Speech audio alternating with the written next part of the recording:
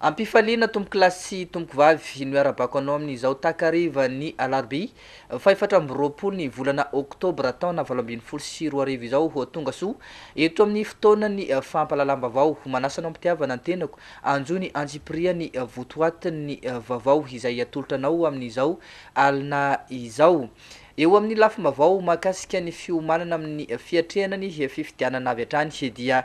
maro be ny mpiasam-panjakana manao fampelezan-kevitra ampandanina kandida ao anatin'izao fotoanany fampelezan-kevitra izao raha ny tatitra nataony DFP tamin'ity androany ity, ao ny ministra, ao ny lehibe ny distrika hatramin'ny sefokotany araka izany tatitra izany hatrany.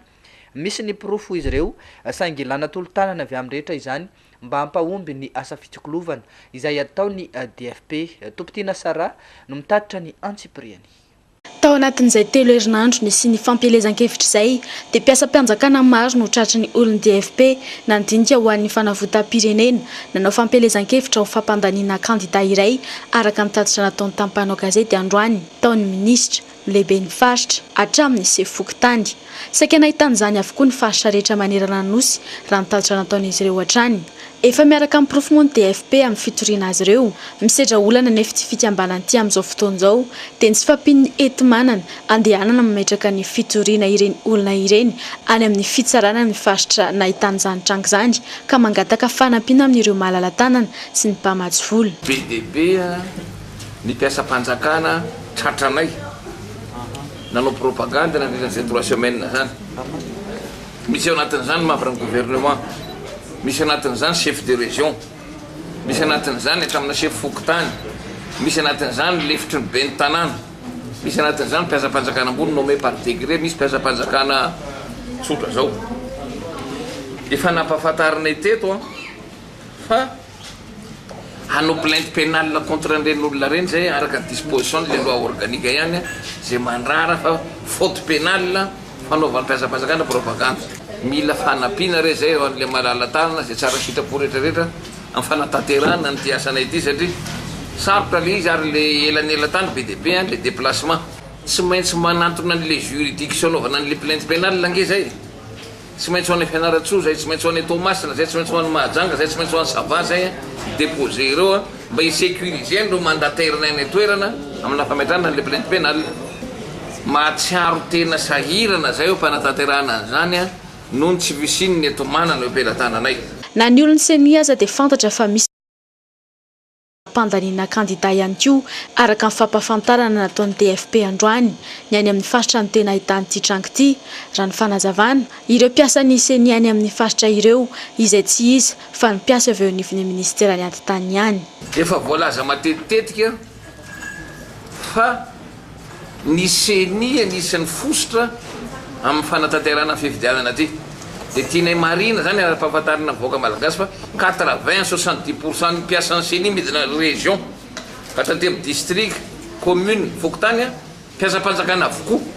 mpiasa ministère ny intérieur ny amarozan'ireo mpiasan'ny seny ireo ka mialokaloka ao anatin'ny seny ireo dia mieritreritra hoe tsy mpiasam-panjakana ary mampiahy ihany comportement ny mpiasam-panjakana affecté any amin'ny seny ihany. Zay mahatonga ny amin'ny teny amin'io ary be dia be raha teo ny miahiahy mety manipulation voka-pifidiana nataon'ireo mpiasam-panjakana affecté any amin'ny seny ireo. Tsy mbola namoaka ny anaran'ireo mpiasam-panjakana hatratehaka nanao ny fampielezan-kevitra hampandaniana kandida ny teo anivon'ny DFP androany. Ho fisorohana ny savorovory ao anatin'izao fampielezan-kevitra izao, fantatra kosa fa tsy maintsy apetraka izy ireo mialoha ny voan'ny voka-pifidianana filoham-pirenena izany.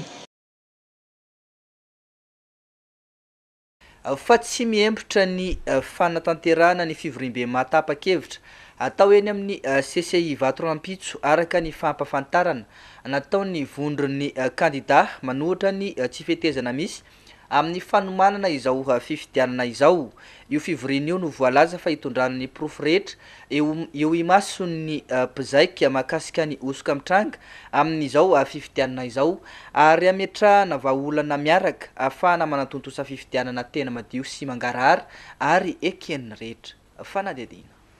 Nanambarany teo anivon'ny vondron'ny kandida tsy manaiky ny lesoka misy ao anatin'ny fanomanana ny fifidianana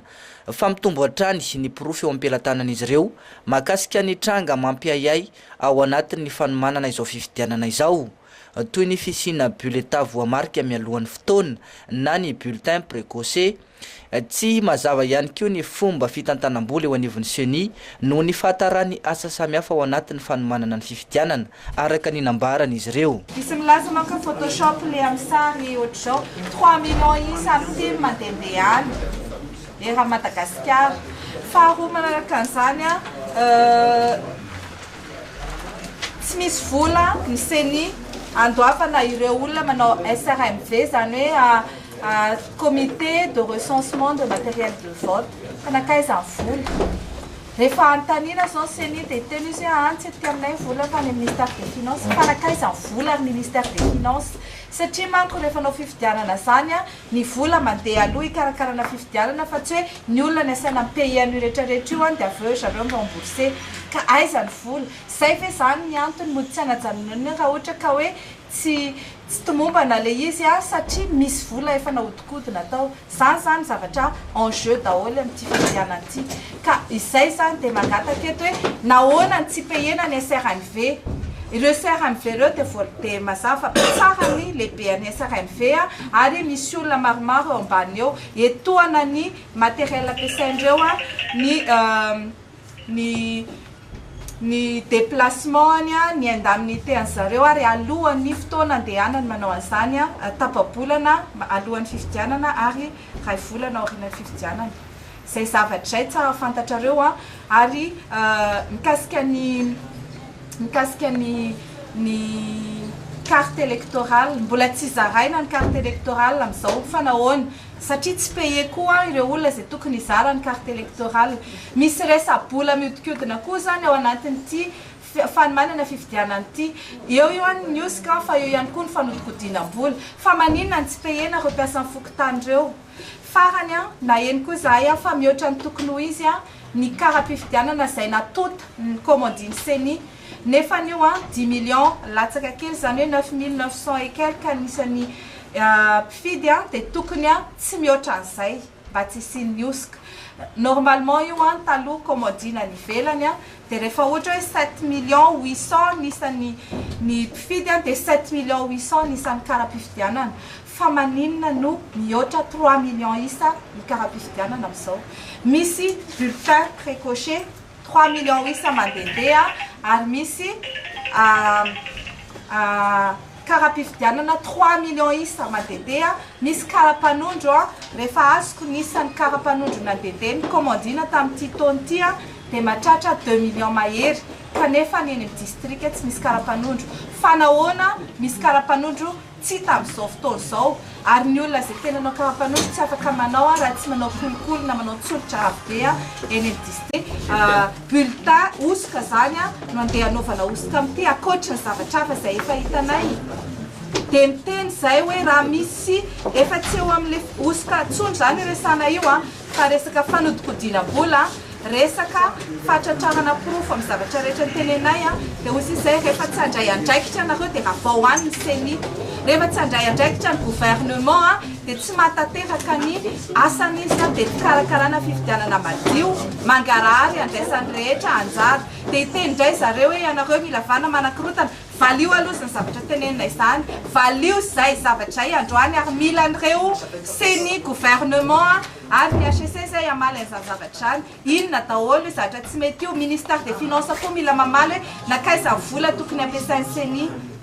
manoloana ity tranga fisina bulletin précoce ity sy dia nilaza ny mangataka fanazavana farany zay aingana amin'ny tompona andraikitra ireto kandida ireto tsy mazava ito ka noho izany oka ianareo hitondra fanazavana mazava ho anay sy ho an'ny vahoaka aminay zany ohatra hitany hoe misy complicité akory ary tsy tsisy zavatra mazava mihitsy na dia kely ary ka miandro fanazavana aminareo fanjakana indrindrandrindra fa tsy maintsy madio ny olona zay apetraka eo fa tsy olona zay tsy fantako apetraka reo vaolana ny tokony araha mikaroka fa tsy fifandrahonana hoy ny kandida raha resaka ohatran'io koa zany tsy manaiky zay satria atrano betroka na eto tanareo fa misy ohatran'io zany ka raha ohatran'izany zany ty fifidianana ity ratsaka osika izy ty resaka fa tsy tomombana ny anaovana anazy aza izay no lazaina hoe mpanakorotana fa zay mila zavatra madio zay vonona matona anao tsy andovola fotsiny amin'ny tsirarina zany zay fa vonona zay ary vonona ifanatrika vonona ifaninana amin'ny le mieritreritra ny tenany fa tena olany amin'ity fifidianana ity tsy miteny zay hatramin'izay fa efa lera zao zatsy ity hoan'ny malagasy ity fa tsy hoanna tokony olona ray na roa mandrakotra amina resaka corruption ary tena maratsy ny fandehan-javatra zay koa zany efa niteny fa hoe io le resaka za sy président be io resaka le nataon'ny OEF iny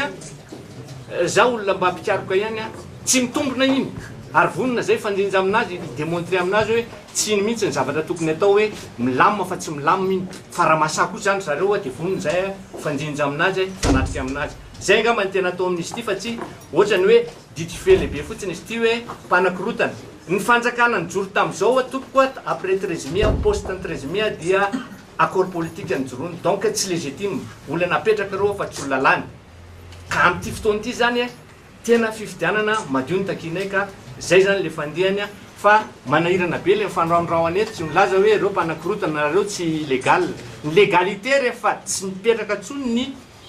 famarinan'ny ACC de fa tsy légalité tsony zany état de non droit zany zao mipetraka dans un état de non droit zany de tsy maintsy ny légitimité les 26 candidats signataires zany anisan'ny légitime ary bon sens honnêteté intellectuelle sisa mipetraka de vahoaka ny tsara zay tompo tsy fatahorana fifidianana fa fitakina fifidianana madio sy mangarara mba tsy heverenina ny krizy intsony no antony firaisankinan'ny candidat araka ny nambaran'izy ireo hatrany zay de vonona anao fifidianana matona andro 50 millions d'ariary raha araka firazany ny ananabaviko faniriso teo zany de ny fahazakana misy ny vonona sisy ny vola omenan'ireo oloreo iny ary natateraka ny fifidianana ohatra ka sifapare ny vola de andrasana ny comité international foana zany anome ny vola ny fahazakana gasy zany sy vonona anao fifidianana zay ny tena feny doy zahay hoe ovina ary nareo vonona zay ny fanotaniny teo ovina ny CENI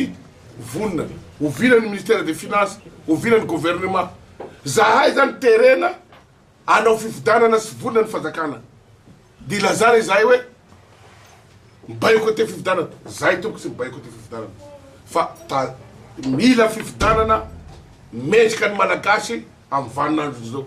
fifidianana tena ekena mba sapisy korotana sony fa zao no atao hoe ahoana moa sapisy korotana zao izy ananaika an'izao tsisy olo anaika an'izao misy ay zary ny fitindram-pahazakana sanambotry olo manao an'izao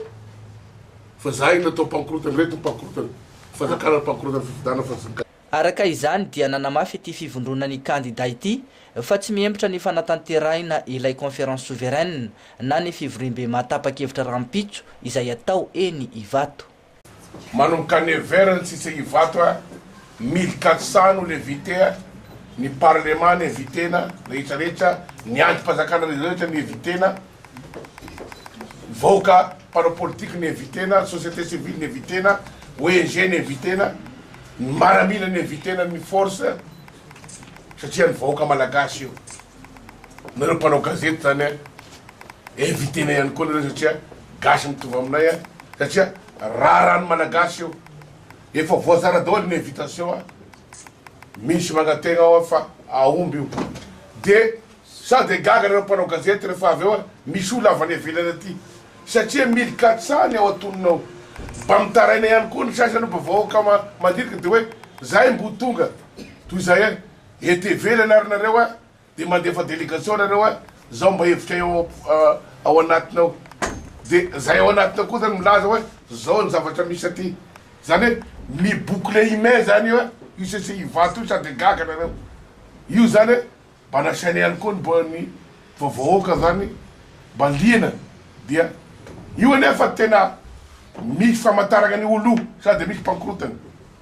zany hoe misy lamina hoe tena olo liana tokoa reto de misy famantarana azy ho tonga eny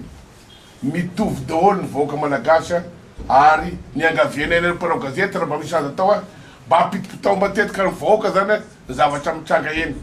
ny zavatra dinika eny io zany de lamina zavatra tapaka ao dia any vahoaka malagasy de informena fotsiny zany comité international zao ny tapaka fa sy izy no baika ao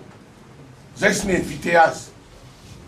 fa ampangesy izy satria avasika reo a mpiara-miasa amitsika zao tapakay malagasy zay zany rapiste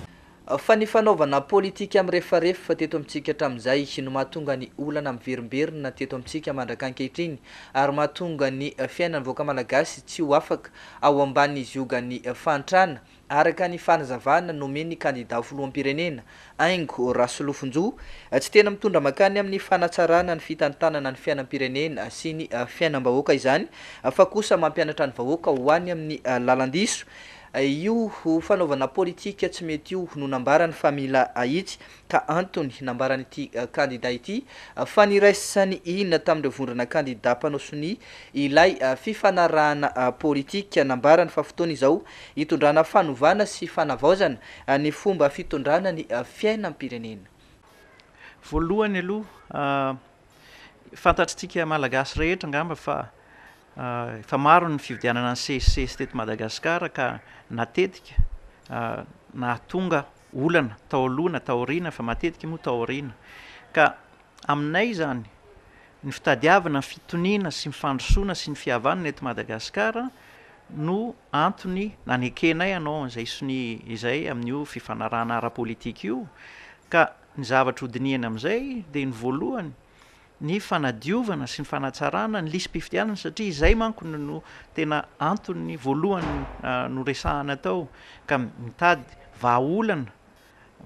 matianina ary maharitra mba tsy hiverenana intsony ny olana amin'ny fanamboarana fifidianana sy ny fanamboarana ireo lisy-pifidianana ireo misy ny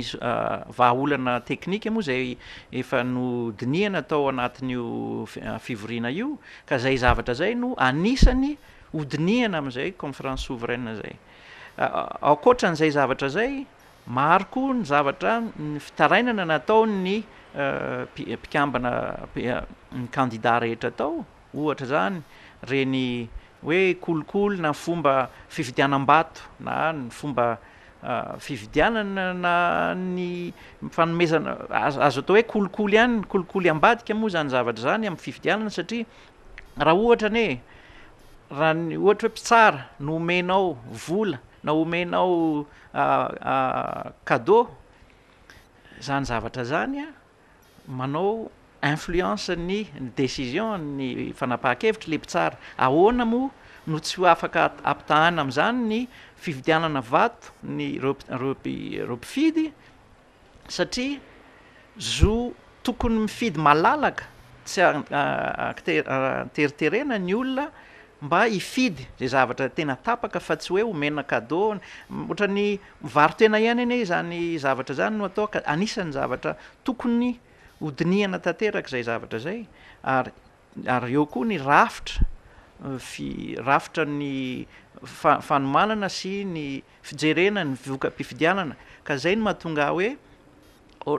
ry mpiray tanindrazana andao tsika mba indray mandeha ity na maka fotoana mitady zay tena vahaolana maharitra mba andiniantsika no avintsika amin'ity firenena ity fa tena simba tanteraka ne le firenena tsy tsika ny tokony hifamono eo eto amin'ity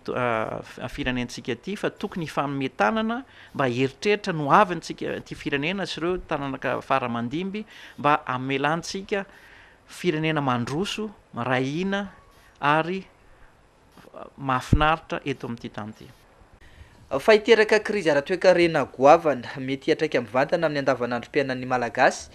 ny savorovory politika mety hitranga raha toa ka hemitra ny datim-pifidianana hoy ny mpahay toekarena Serge Razafimahova ny tsy fahamarinana toerana ara-politika dia miteraka olana goavana eo amin'ny sehatry ny toekarem-pirenena toy ny efa niainana teto amin'ny firenena hatramin'izay. Tompotina Sarano mitatitra ny Antsipriany. Amin'izao tsy fahamarinana toerana ara-politika eto amintsika izao dia efa hita taratra sady ny fiainan-danjan'ny vola malagasy. Mbola goavana nefa ny fahavoazana ara-toekarentsika raha toa ka hemitra ny fifidianana satria mivoaka ny lalam-pandrenana izany ary hiala amintsika ihany koa ireo mpamatsy vola izay mbola isan'ny miantoka ny famantsiana ny asa atao eto amintsika sy ny toekarem-pirenentsika araka ny fanazavany ny mpahay toekarena Serge Razafimahova. Impact économique newa voalohany aloha fitotongan'ny vola malagasy mazava-pelo faharoa raha vao tsy misy fifidianana io am 7 novembre tonga dia ho tapaka amin'ny fifandraisantsika amin'ireo firenena en partenaire technique et financier avy any ivelany raha vao mivoaka amin'ny fefin'ny constitution tsika dia mazava be ny izy pacte le izy amin'ny fiainan'olona andavanandro a hitombotrany tsy anasa aza tino fa tamin'ny crise 2009 2014 350 000 anisan'ny tsy anasa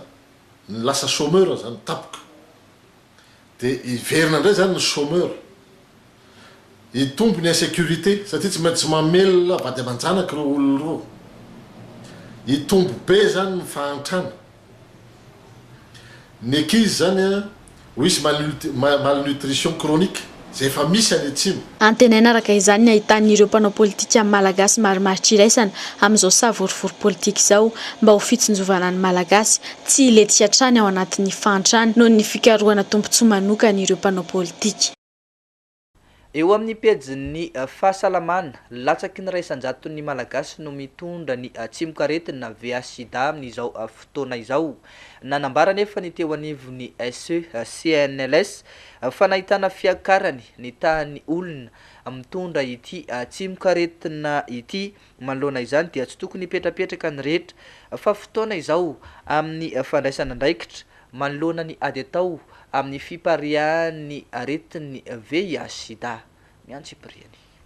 Raisan-jaton'ny malagasy no mitondra ny aretina VIH sida amin'izao fotoana izao raha ny taremarika voaray teo anivon'ny CNLS. Aza lazaina ho niakatra io taha io raha nampitaina tamin'ny herintaona raha ny fanazavana azo avy amin'ity sampandraraha ity hatrany. Vitsy dia vitsy ireo olona tonga manao fitaliana io aretina io no nitahotra ny vokatry ny fitaliana fa indrindra ny henatra amin'ny fotoana mahambany tahataka izao moa ny fandraisana andraikitra sy adivana amin'io arety mandoza io raha ny fanazavana hatrany. Tany mitondra ny tsimokaretina VIH eto amintsika izao dia mbola tena azo lazaina hoe mbola tena ambany ny taha satria mbola latsaky ny ray isan-jato ny olona mitondra ny tsimokaretina eto Madagasikara. Izany nefa tsy midika hoe matoritory na hoe tsy misy ny aretina fa izay indrindra no vao maika hietsiketsehana anentanana antsika rehetra amin'ny fanaovana fitiliana satria io ihany ny antony ny ahafantarana hoe mitondra ny tsimokaretina na tsy ny olona anankiray. Somary niakatra kely izy dia tatoato fa mbola tsy loatra le ray isan-jato fa mbola latsaka. Misy tena mbola matahotra satria meritre matahotra an'le valany ngambany. Dia misy koa le matahotra tsindrona fotsiny dia tsy tianao an'le izy nefa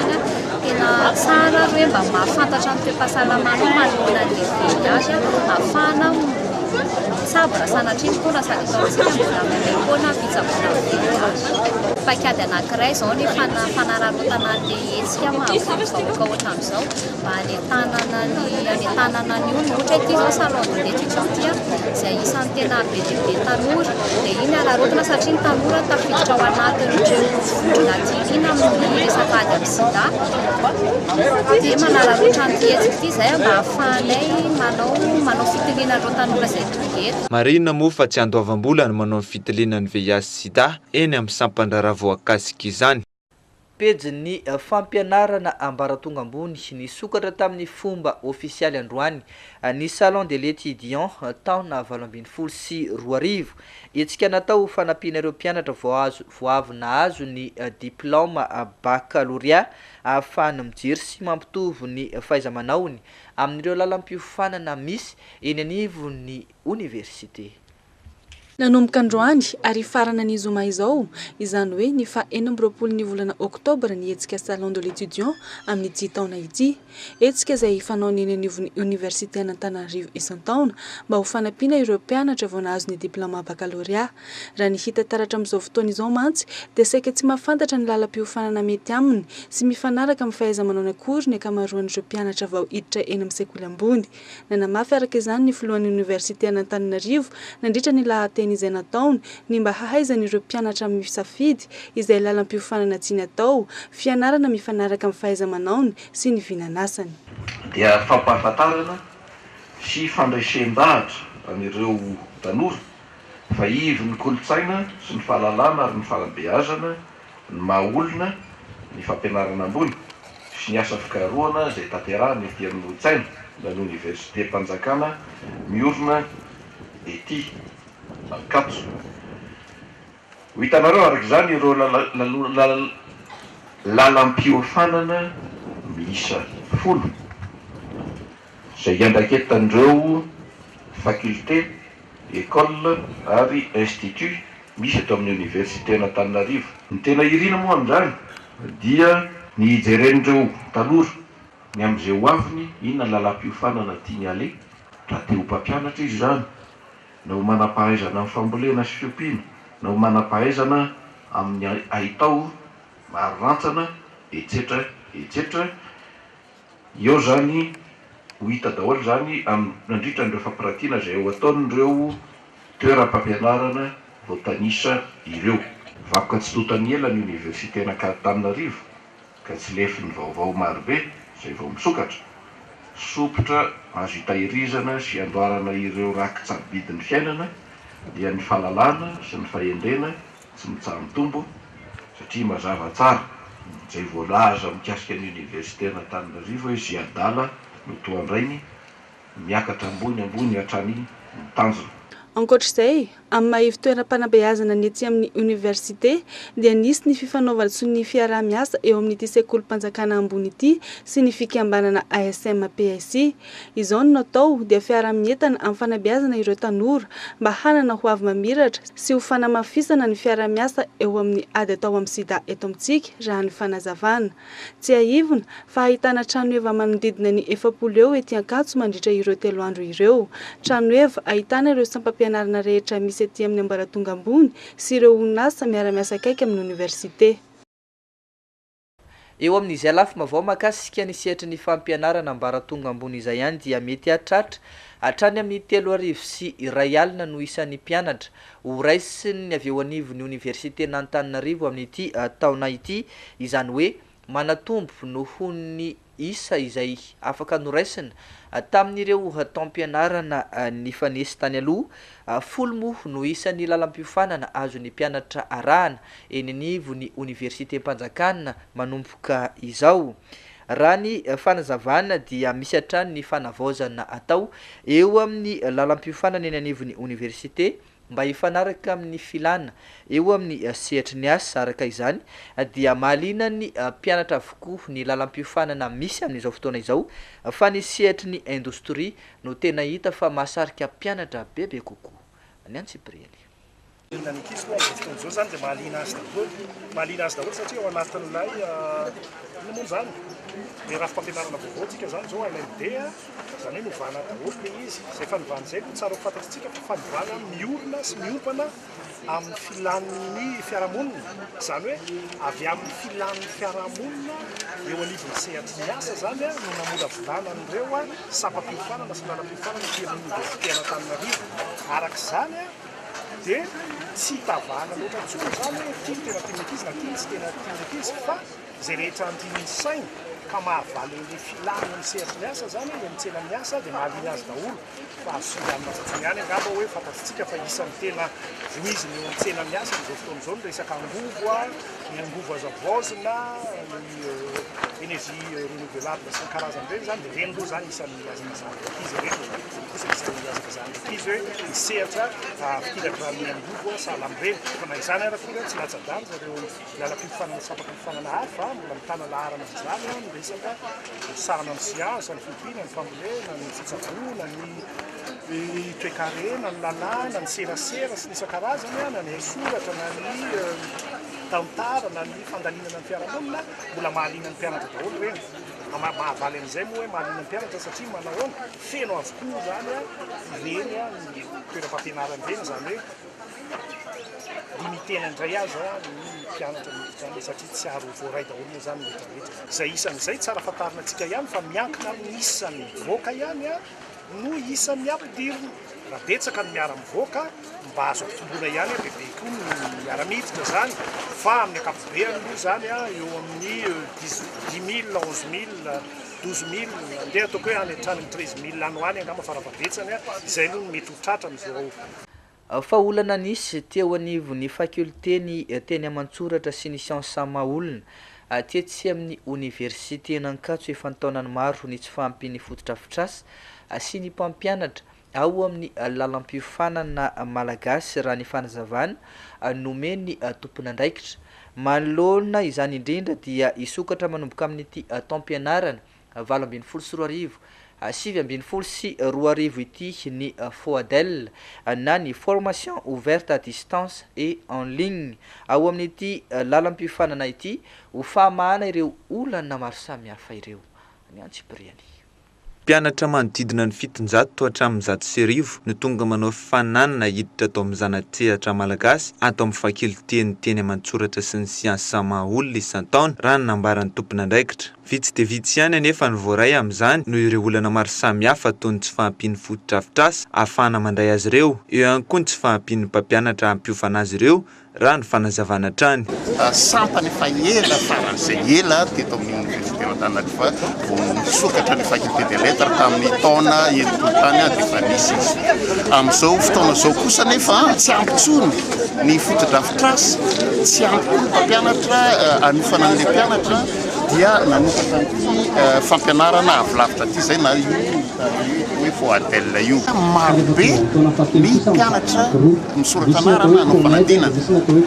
mitombo isan-taona tany amin'ny 700 tafakatra any amin'ny 700 sy tamin'ny taona. Ho famahana ireo olana samihafa ireo dia sokafana amin'ity taom-pianarana 7 sy 2 ity ny FOADEL na formation ouverte à distance et en ligne ao amin'ny zanatsehatra malagasy. Tombontsoa maro araka izany no azon'ny mpianatra amin'ity endrim-pampianarana vaovao ity satria ny fampianarana mitovy amin'ny rehetra ihany no fotoana malalaka. Ny diplôma dia mitovy amin'ny diplôma rehetra ao amin'ny université n'Ankatso ihany. Ny tombontsoa dia mitovy amin'ny fampianarana any an-klasy ihany, any an-dakilasy ihany ny fampianaranao. Tena mitovy ny zavatra omena mpianatra.